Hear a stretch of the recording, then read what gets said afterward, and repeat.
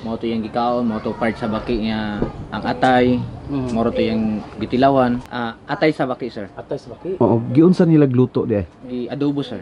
Naulila ang 8 anak matapos nalason ang kanilang ina sa kinain nitong American frog o mas kilalang cam frog sa barangay Malasila, bayan ng Makilala sa North Cotabato. Inabutan pa ng brigada ang burol ng biktimang si Marilyn Vehemente at doon ibinunyag ng kanyang mister na si Richard ang pangyayari. Nagyaw sila og kamprag niya, siya ang nagluto. Mato siya nga kay kami dili man mi mangaon, mga bata niya di man mangaon, siya ra man gyud. O siya ra og katong iyang igsuon. Bago pa man ito pumanaw.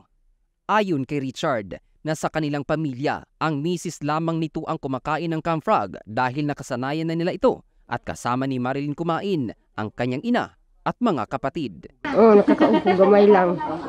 Pero dugay na mo gakaon ana jud. Sa una pa, gagmay pa din sila nakakaon ni turo. Dugay-dugay na pud wala kay ingon siya ma ihawan ni main ko dili uy labay na. Akong kisamaan siya ba ko ilabay na kay murag kag kakausudan sa lami ng gudmang. Anak siya sa kuha. 10 minuto lamang umano ang nakalipas pagkatapos kumain ng cam frog ang nasabing ina. Nanikip na agad ang dibdib at hirap na sa paghinga. Nga murag na siya gibati indul siya sa kuha diha kay daron akong payago. Jamang. Sakit man akong dughan. Nagahugot daw ba? Di. Ingon ko nga noon sa madaykan, sa kalitra man mang niya, murag mahi po niya akong baba.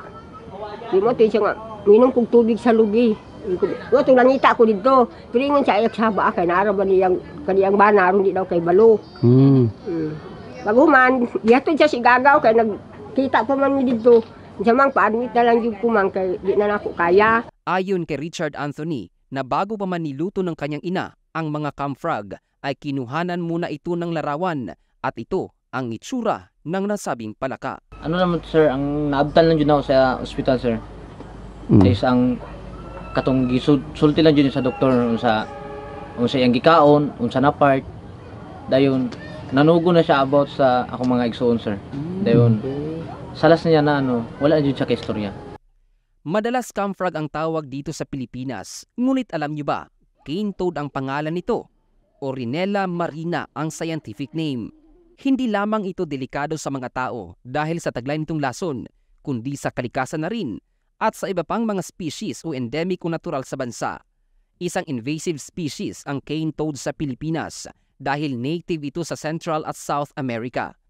Mga kabrigada, maging maingat sa pagkain dahil posibleng nakakapagdulot ito ng masama sa ating katawan o maaring ikamatay tulad ng nangyari kay Ginang Marilyn.